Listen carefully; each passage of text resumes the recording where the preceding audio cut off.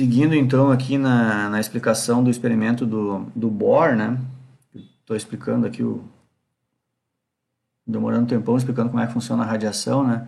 Porque tem que saber o que é a radiação para entender os experimentos do Bohr e a lógica, digamos assim, do conceito do modelo atômico do Bohr. Então é o seguinte, ó. Foi feito então experimentos, e não é só pelo Bohr, isso aqui o livro dá a entender que foi o Bohr que fez isso aqui, mas tem muita gente que trabalhou nisso aqui, tá? Mas vamos lá.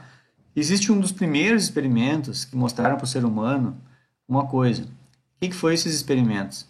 Era praticamente a mesma aquela lâmpada de Crookes, quase igual aquilo, só que dentro da lâmpada se colocava um gás de algum átomo, tá?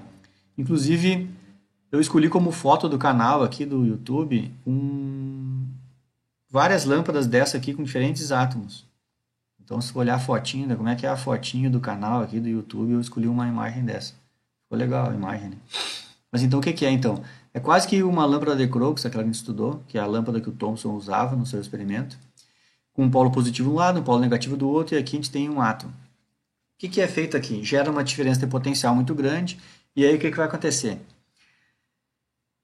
Vamos lá, é difícil explicar bem simples. Vamos lá, é assim, ó, o átomo, agora a gente já percebeu que o átomo tem um núcleo com cátion e elétrons em camadas, né, e distantes do núcleo. O que dá para perceber aqui? Se percebeu que ao gerar corrente elétrica aqui, essa lâmpada aqui emitiu uma luz. A gente bate o olho e vê que sai uma luz da lâmpada. Aí alguém pensou assim, vamos colocar um prisma e ver decompor essa luz, ver quais os comprimentos de onda que são. E aí fizeram isso e viram que são específicos comprimentos de onda, não é tudo, né? Tipo assim, seria pegar a luz do sol e fizer a mesma coisa, vai dar todos os comprimentos de onda. Isso é certo. Inclusive é o arco-íris lá que a gente vê, né? Nos dias de chuva. A gotinha da chuva lá é a função do prisma, né? Mas quando fizeram esse experimento aqui, viram que quando se fazia uma lâmpada de um elemento só, ao observar aquela luz depois de passar por um prisma, existiam específicos comprimentos de onda e outros não existiam. Então, da onde que veio esse comprimento de onda? Aí é que está a explicação. Vamos lá. O átomo, ele tem um núcleo. E fora do núcleo, que é positivo, tem os elétrons. Quando esses elétrons estão girando a uma distância do núcleo. Só que quando se gerava essa energia através da corrente elétrica aqui, passando pelo tubo, esses elétrons absorviam. Vou pegar o mouse aqui e vou usar assim, ó, fazer conta que esse prisma aqui é o núcleo do átomo. Eu tenho esse elétron girando desse jeito aqui, tá? Quando esses elétrons absorviam energia que vinha da corrente elétrica, o elétron ficava mais energético. Estando mais energético, ele consegue girar em uma órbita mais longe do núcleo. Então ele gira numa órbita mais longe. Só que ao receber essa energia, rapidamente esse fenômeno dura frações de segundo. E aí ele volta a girar perto do núcleo. Só que o que fez ele parar de girar numa distância do núcleo e girar mais longe? O que fez isso foi ele ter absorvido energia através da corrente elétrica. E quando ele voltou para girar mais perto do núcleo, ele devolve essa energia. Só que aí é que está, ele não devolve como corrente elétrica, ele devolve como uma radiação eletromagnética, de luz. E é daí, então, a origem da emissão de luz, tá? E aí é que está também, por que saíram cores diferentes aqui? É porque deu para observar, então, que alguns elétrons estavam numa órbita, foram para uma órbita mais energética e depois voltaram para outra. Só que alguns elétrons foram para órbitas mais externas, bem mais longas do núcleo. E aí, quando eles voltaram, devolveram mais energia ainda. O que, inclusive, seguindo essa escala aqui, ó, que fique bem claro, quanto mais para a esquerda nas cores aqui, ó, mais energético é. Então, por exemplo, se a gente considerar que uma luz amarela é intermediária, se pegar uma luz verde, por exemplo, uma luz verde já é mais energética que uma luz laranjada. A luz azul é mais energética que a luz vermelha, entenderam? Quanto mais para a esquerda aqui, mais energético é. Então, nesse experimento aqui, já dá para observar que a gente tem umas quantidades energéticas lá na região ultravioleta, o mais energético, mas também tem alguns elétrons que estavam girando pertinho do núcleo e foram só para um pouquinho mais longe. Quando eles voltaram, eles devolveram pouca energia. Muito provavelmente essa barrinha aqui em vermelho, entenderam? A lógica da coisa. E aí, esse experimento aqui, quando fizeram isso, nossa, aqui foi uma das maiores descobertas do ser humano na época. E aí, então, se fizeram com outros elementos químicos. Foi feito com hidrogênio, hélio, assim, vários elementos químicos. E essas faixas aqui, ó, muito específicas de quantidade de energia, nos dizem então o seguinte, ó, e esse é o modelo atômico do Bohr. Esses elétrons eles não estão girando em torno do núcleo como um sistema planetário. Eles estão girando em torno do núcleo numa órbita muito específica, de modo que ou eles estão numa distância ou eles estão em outra distância. Tem um, eu até nem me lembro. Até maluco o cara da aula e não lê tão detalhado o livro, né? Mas assim, tem uma imagem aqui que eu passei o olho aqui, ó. Eu nem li aqui o que quer dizer isso aqui. Mas assim, ó, é que quando eu bati o olho aqui eu me lembrei do vinil, né? Mas que também não é da geração de vocês, vinil é complicado de dar um exemplo, uma coisa que não é da geração da gurizada agora. Mas assim, ó, o que quer dizer essas órbitas? Quer dizer que ou o elétron ele está girando a uma distância do núcleo e depois se ele absorve energia ele vai girar numa distância maior, mais longa. Mas ou ele está naquela distância que ele estava ou ele vai para uma distância maior.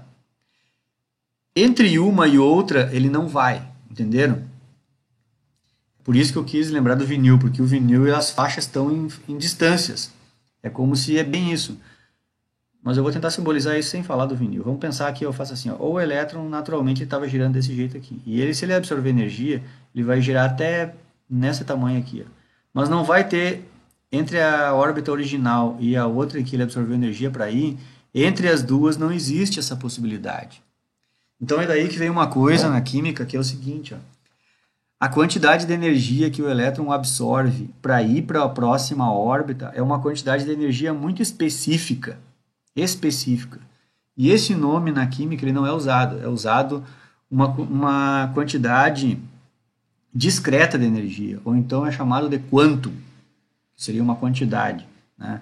Então é por isso que a gente diz que a energia que o elétron precisa para ir para uma órbita mais energética é uma energia quantizada, ou seja, uma energia de quantidade específica. Em outras palavras, se eu fornecer um pouquinho mais de energia, ele não pega. Se eu fornecer um pouquinho menos, ele também não pega. Tem que ser aquela quantidade de energia específica. Aí sim ele vai pegar e vai ir para a próxima órbita. Se ele quiser ir para uma órbita mais distante ainda, que tem que ser mais energético, tem que ser aquela quantidade específica. Não pode ser um pouquinho mais, nem um pouquinho menos. Tá? E por que os cientistas se deram conta disso? Porque é isso. Se os elétrons iam para órbitas mais energéticas e quando voltavam devolviam essas energias que têm cores bem específicas, dá para ver que então existem órbitas específicas, porque entre a linha violeta e a azul não ficou nenhum traço aqui. Ou seja, nenhum elétron fez uma órbita intermediária de energia entre essa linha e a outra, entenderam? É isso. Então esse, acho que eu estou complicando até demais.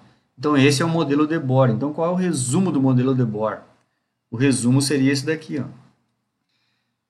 Qual é, digamos assim, até chegar em Bohr, né, que nós estamos falando do ano de 1913, bastante tempo, né?